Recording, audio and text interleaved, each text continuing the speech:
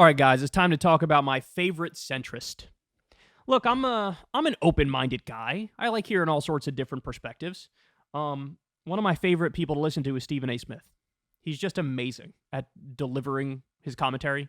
You hang on every word. You love it. Even if you disagree with him completely, you're like, oh man, this is really interesting. He's so charismatic. I love this. So anyway, he went on CNN. He's doing a lot more political stuff in his own podcast now, so he's more comfortable going on all the news outlets and, he'll do an interview about whatever.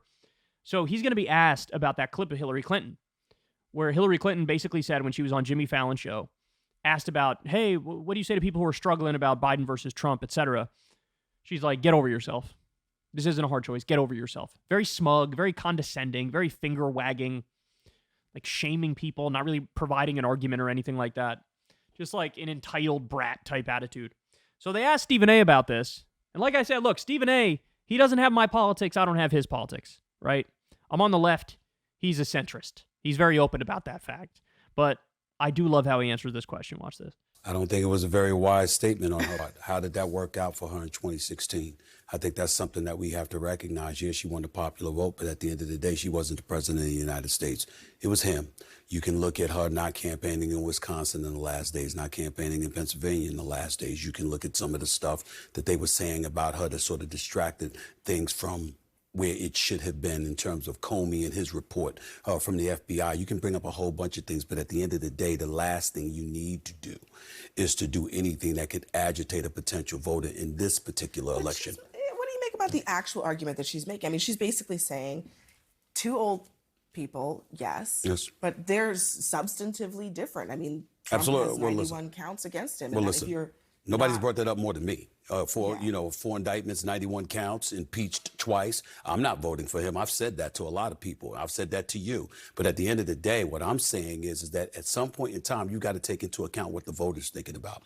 The voters, a lot of them out there, tens of millions of them out there, by the way, don't care what he's going through right now. They don't care about his guilt or innocence, his perceived guilt or innocence. They don't care about the 91 counts. They're thinking about their lives. And a lot of times we see politicians taking the positions that they're taking, and while we can respect their candor and their honesty, they do seem a bit detached at times from what the voters are actually feeling and what the voters are actually thinking. Nobody wants to hear that from Hillary Rodham Clinton at this particular moment in time, because especially if you're Joe Biden, what are you really, really worried about right now? You're worried about folks coming to the polls. You're worried about them showing up to the polls to vote for you. You're not worried even about them voting for Trump.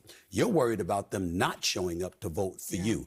That doesn't exactly encourage them to get up out of their seats. God damn, son. Rest in peace, Hillary. Jesus Christ. Wow. He's exactly right. He's exactly right. Yeah, they set it up like it's this false dichotomy. Like, oh my God, these people might go vote for Trump instead. No, that's not what you have to worry about, numbnuts. What you have to worry about is staying home or voting for Jill Stein or Cornel West, right? Like, that's what you need to think about.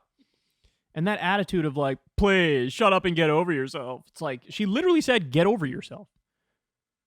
Well, that's not going to address their concerns. And something Stephen A. didn't bring up, but from my perspective is probably the most important thing, is who are these people really who are making the most noise about Biden right now, who have organized the uncommitted campaign in a bunch of the different states that allow voting uncommitted in the primary?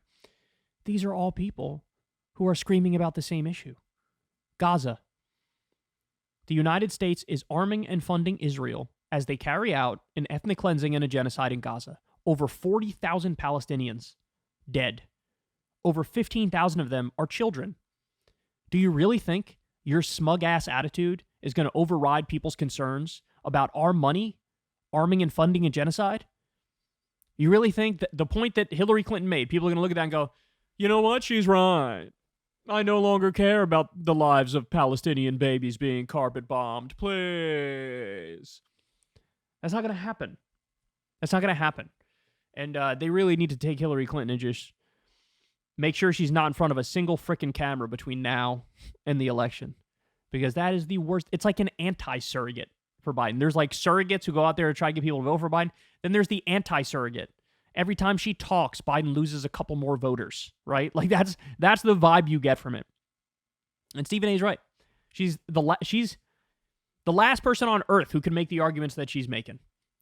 She hasn't learned anything at all from 2016. That's what this shows. And by the way, her saying get over it or get over yourself is rich, because every time she's in front of a camera, she's whining and bitching and moaning about losing in 2016 and blaming 78 things that are not Hillary Rodham Clinton. So last person who can make that argument. And again, remember, Stephen A. and I don't share a political philosophy. He's a centrist. I'm a lefty.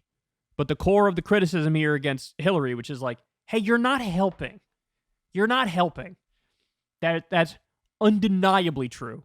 And the sense you get from his argument is, you're going to have to at least pretend to give a shit about what your voters want. Guys, this is the massive difference between Republican politicians and Democratic politicians.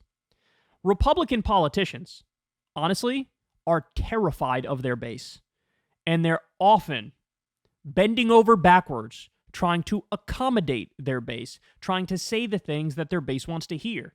Honestly, it's so much that it's to a fault. Because then you get the craziest, most psycho, extremist motherfucker on the far right, and you have a lot of mainstream Republican politicians who are sort of like lending credence to their ideas, right? That's the right. On the Democratic side, they despise their base. They hate their base. Democratic politicians aren't scared of their base. They're not terrified of their base. They're not constantly bending over backwards to do what their base wants. Democratic Party politics is built on despising the left-wing base and constantly and repeatedly going further and further right and trying to get the moderate voters, the Nikki Haley types, the anti-Trump Republicans, the suburban people. Like that's what it comes down to. So in other words, the base, they just like grandfather in, like, fuck you, you're going to vote for us anyway. We're not even going to pay any attention to you. And then they get mad when the polls come out and it's like, hey, your base is not happy. You need to do something to serve them. It's get over yourself. You want to dig your hole deeper? By all means, go right ahead. You're never going to talk your way out of the fact that the main concern of these people is we are arming and funding a genocide, and Joe Biden is aiding and abetting it. Your best way out of this is to immediately get him to change course. Cut off the money, cut off the weapons, condemn Israel at the UN, have him make a phone call, say, sorry, but this is done. This is over with. Sanction top Israeli officials. If you want a real fundamental change in the number of young people, the number of Arab Americans and young Americans, Arab Americans and Muslim Americans that support Biden, that's what you would do. Instead, they have scorn and derision, adding to their long track record of scorn and derision. So, spot on. Stephen A. absolutely obliterated her. Fun to see. Hey, y'all, do me a favor and like and subscribe. It helps out big time in the algorithm. Click the bell as well for notifications when videos drop, and watch that video on screen right now. You know you want to.